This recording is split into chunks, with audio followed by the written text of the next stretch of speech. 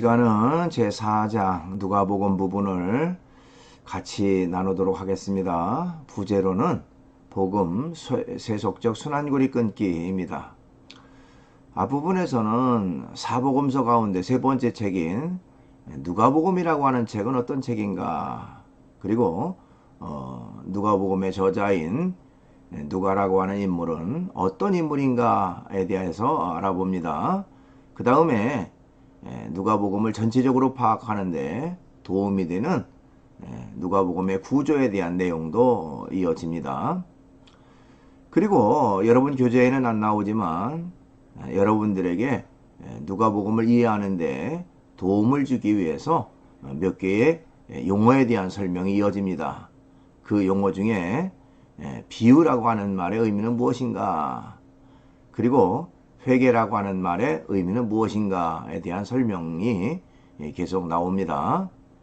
그리고 마지막 부분에는 누가복음의 특징은 무엇인가에 대한 내용이 이어집니다. 그러면 PPT를 보면서 수업을 계속 이어가도록 하겠습니다.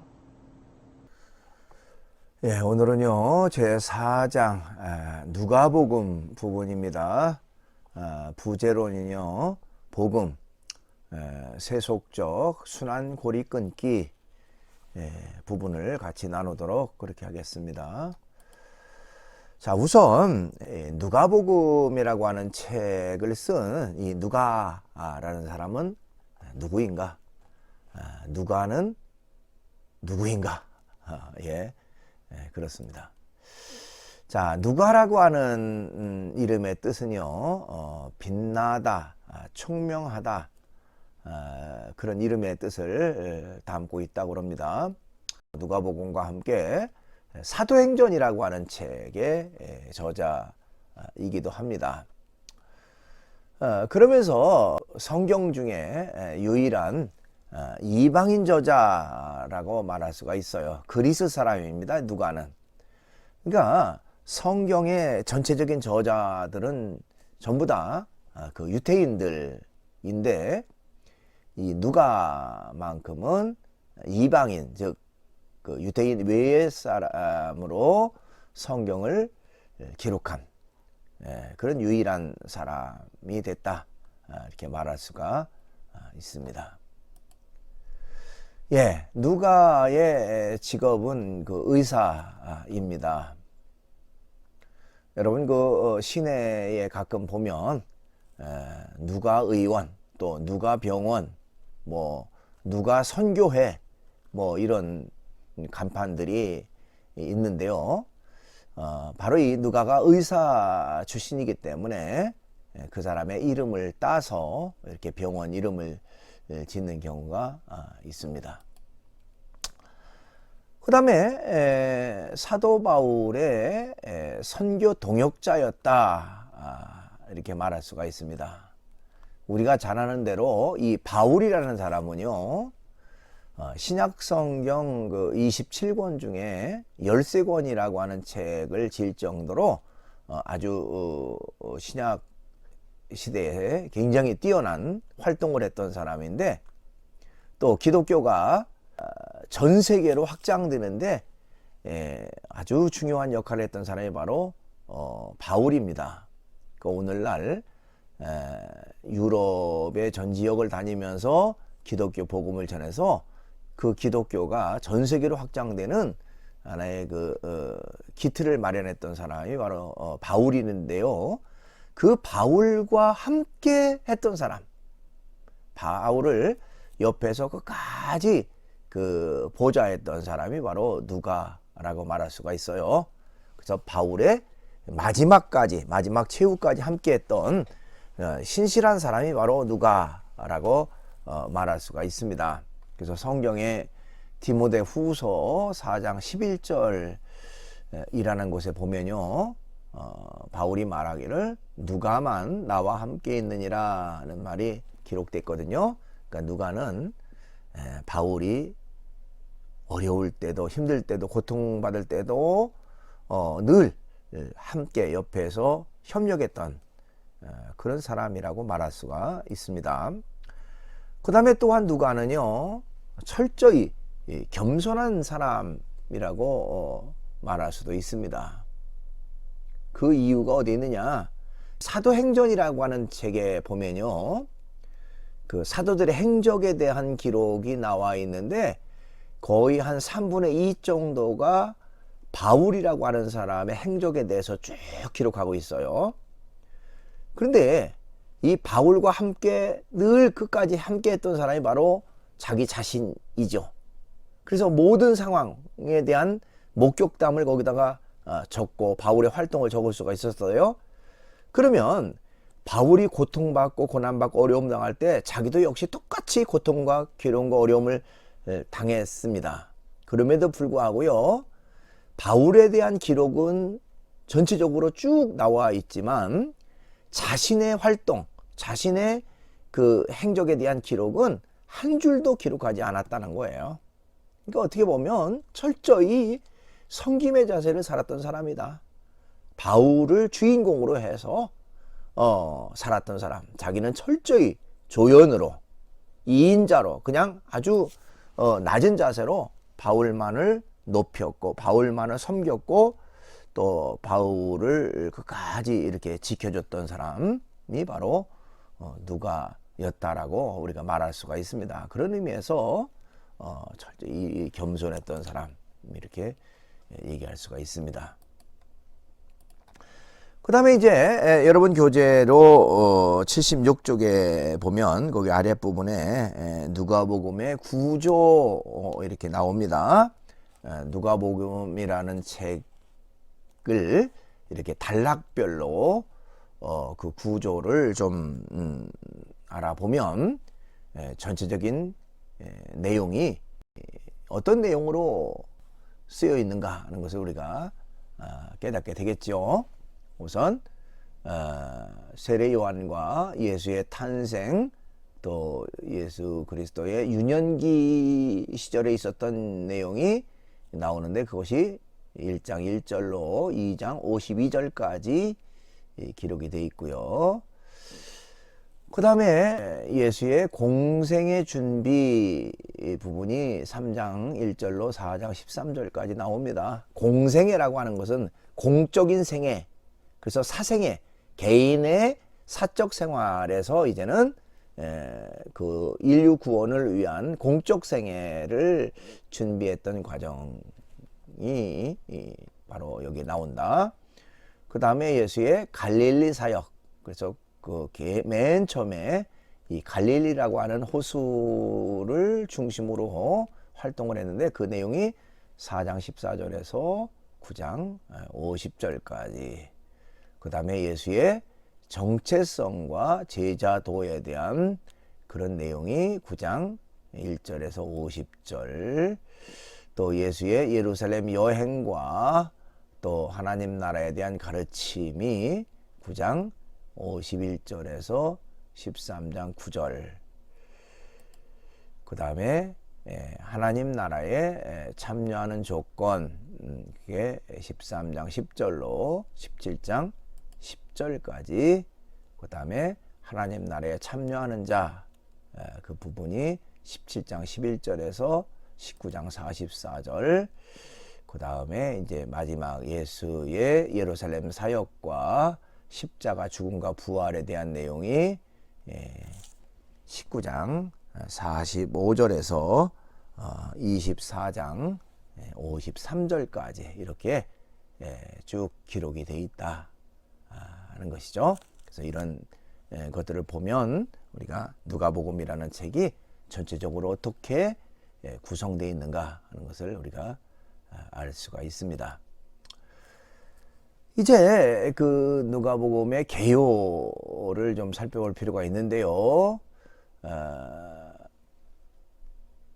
본서는 사복음서 중에서 예수님의 생애를 가장 완벽하게 묘사하고 있다, 이렇게 말할 수 있습니다. 그러니까 예수 그리스도라고 하는 인물이 어떤 인물인가, 우리가 제가 전에 한번 이 복음서라고 하는 말을 얘기했던 적이 있어요. 우리가 사복음서 그러면 마태, 마가, 누가, 요한, 이렇게 네 개를 이제 사복음서. 그런데 그 왜 복음서를 쉽게 뭐를 복음서라고 말하느냐? 쉽게 말하면 복음서는 예수 그리스도의 생애를 기록한 책 이렇게 말할 수가 있는데 그 4개 복음서 중에서 예수 그리스도의 생애를 가장 완벽하게 묘사하고 있다. 이렇게 그 누가복음을 말할 수가 있어요. 그래서 누가복음 본래 예수님의 출생부터 사도들의 행적을 포함한 방대한 책이다. 그래서 이 사도라고 하는 말은 제자들을 말해요. 제자 또 사도 같은 의미입니다.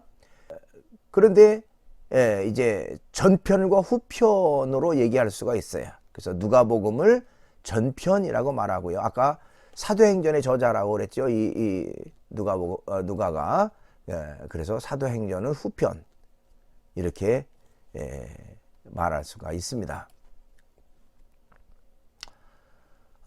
또한 누가복음에는요 가난하고 억눌린 자들에 대한 예수님의 사랑이 잘 묘사되고 있습니다.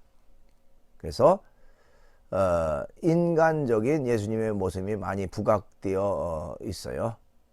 그래서 일명 사회복음이라고 이제 이렇게 부르기도 합니다.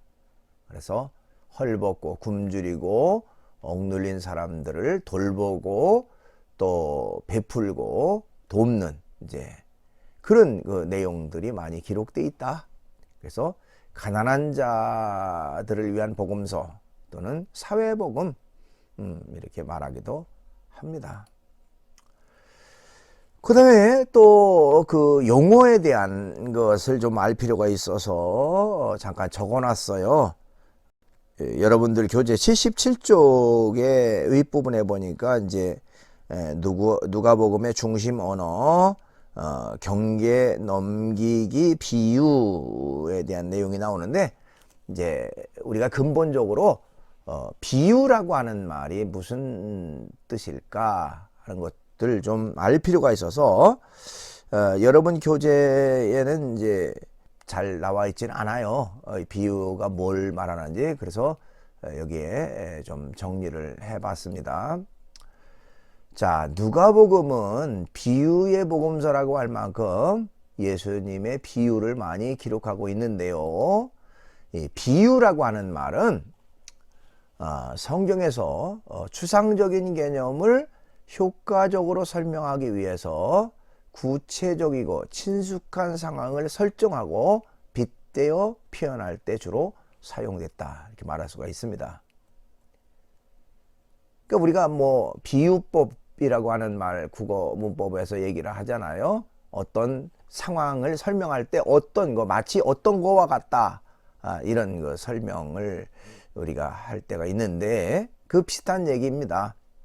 그래서 그 성경에 보면 천국의 개념이나 또 구원의 개념이나 또 내세에 대한 그런 여러 가지 얘기를 메시지를 전할 때 비유로 주로 설명을 해서 사람들에게 이해하기 쉽게끔 알기 쉽게끔 그렇게 설명하는 내용이 많이 나옵니다.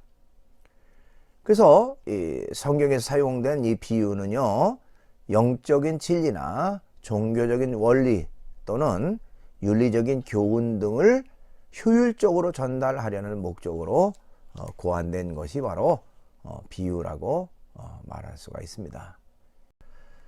자, 예수님께서 사용하신 방법 가운데 가장 특징적인 것 중에 하나가 바로 비유였다. 비유라고 하는 것을 참 많이 사용해서 어떤 진리를 설명하고 있다 하는 것을 알 수가 있습니다. 그 다음에 이제 회개라고 하는 것도 좀 용어를 여러분들이 알 필요가 있어서 적어놨습니다. 이것도 역시 여러분 교재는 없지만 여러분들이 상식선에서 좀 알 필요가 있어서 적어놨어요. 회개한다, 회개 이런 말 많이 쓰죠. 근데 그 본래 의미는 어떤 것인가 하는 것입니다.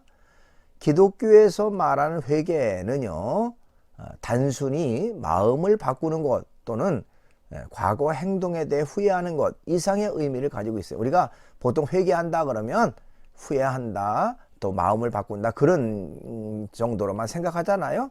근데 기독교에서 말하는 회개는 그것보다 훨씬 더 좀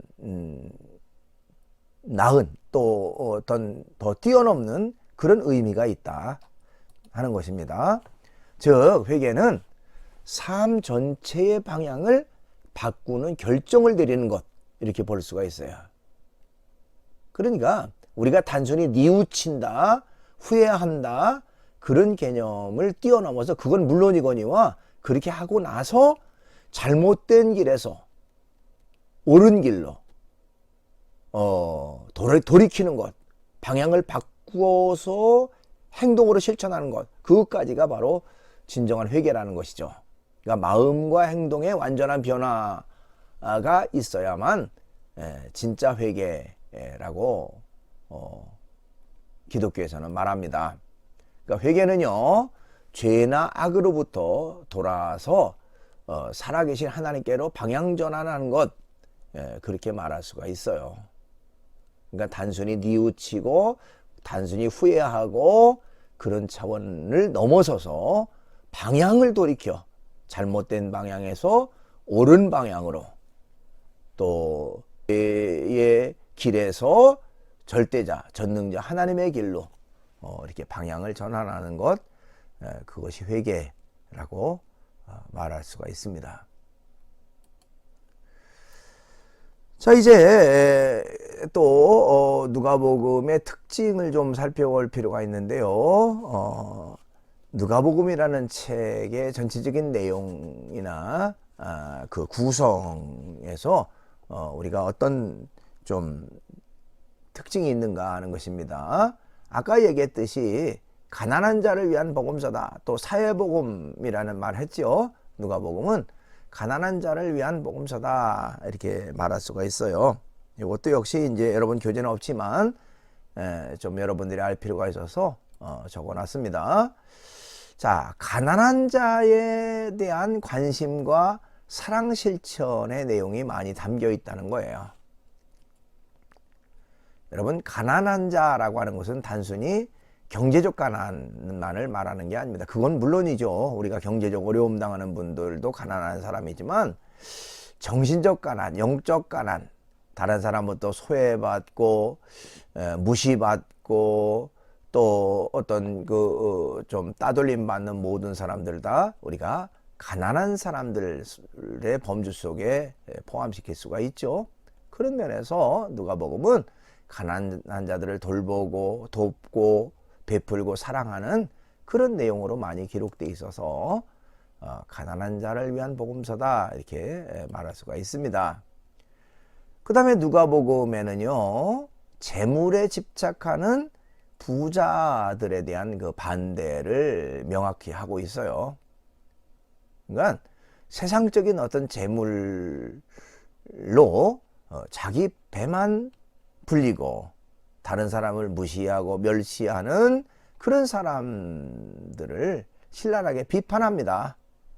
그러면서 재물을 가지고 가난한 사람을 돕고 베풀어라, 자기 자신만을 위한 그런 그 물질 사용, 또 호의호식하고 다른 사람에게 피해를 주고 고통을 주는 그런 삶이 아니라 다른 사람을 돕고 베풀고 나누는 그런 그 어떤 삶을 살아가라 하는 그 내용이 또한 많이 나옵니다.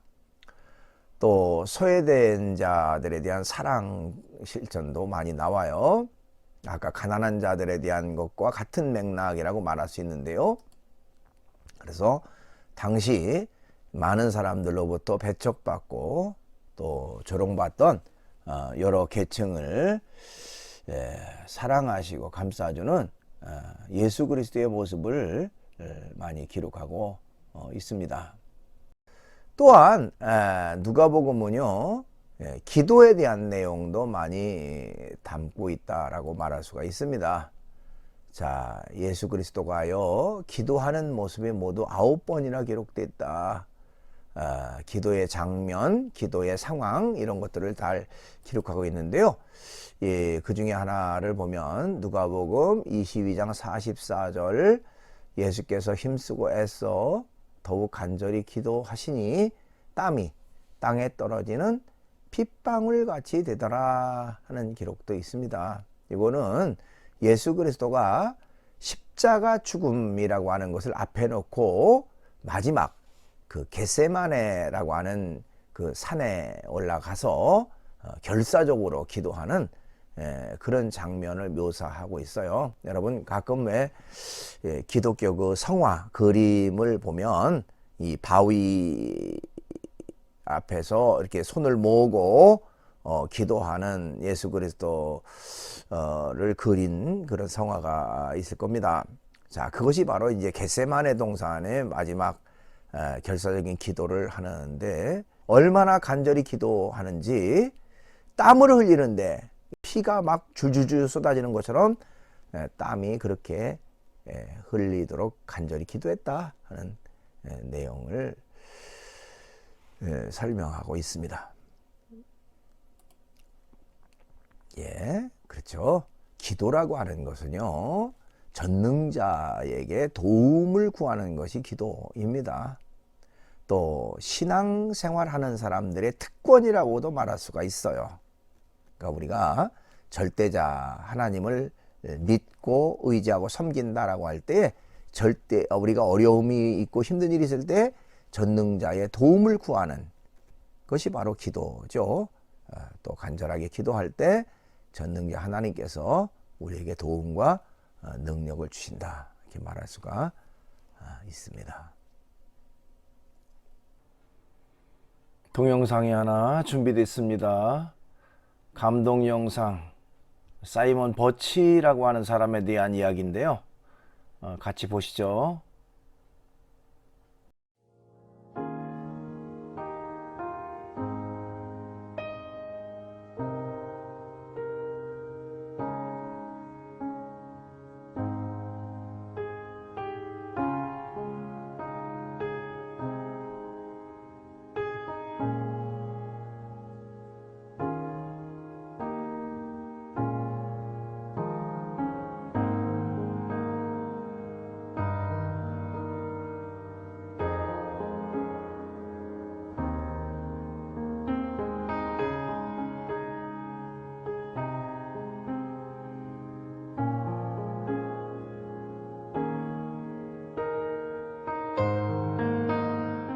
And when he did, he was ordered not to swing.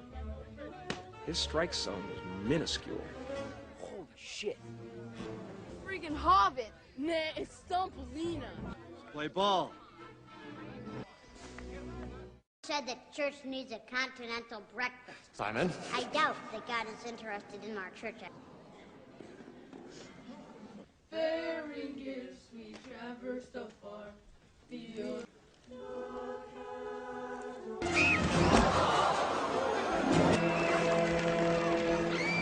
Get down now.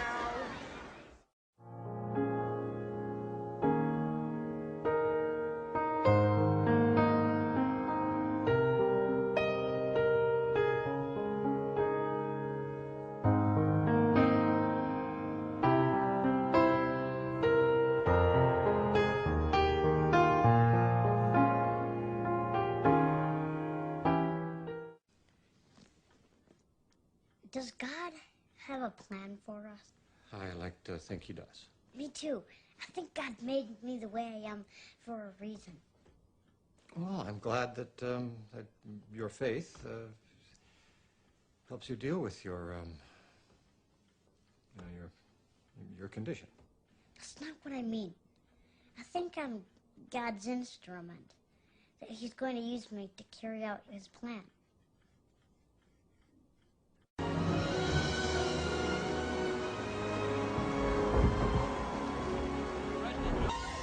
Watch out!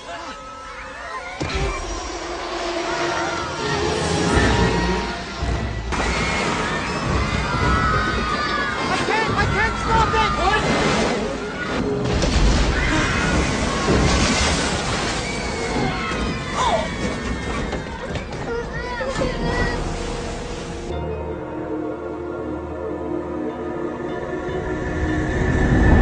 Stop it!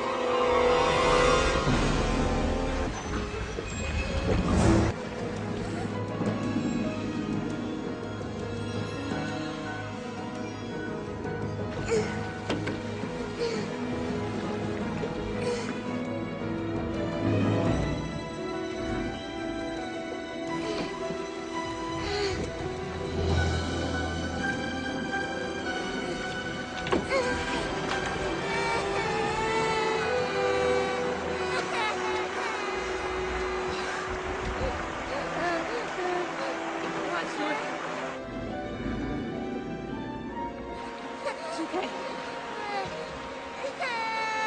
I got him! Where's Simon? He's inside. I'll get him. Simon! Pull him through the window!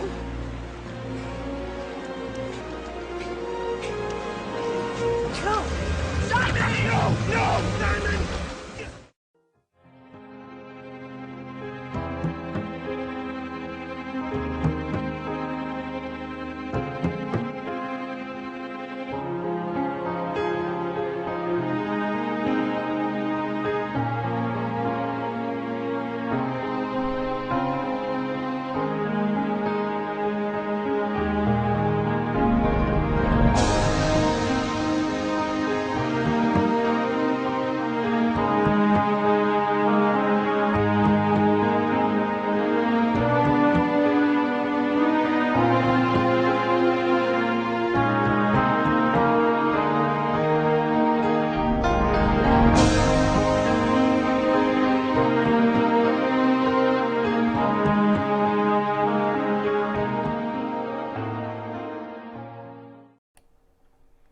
네, 이렇게 해서 강의를 마치고요.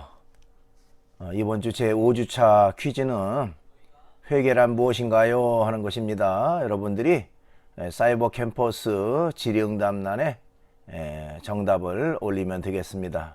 오늘도 강의 듣느라고 대단히 수고 많았습니다.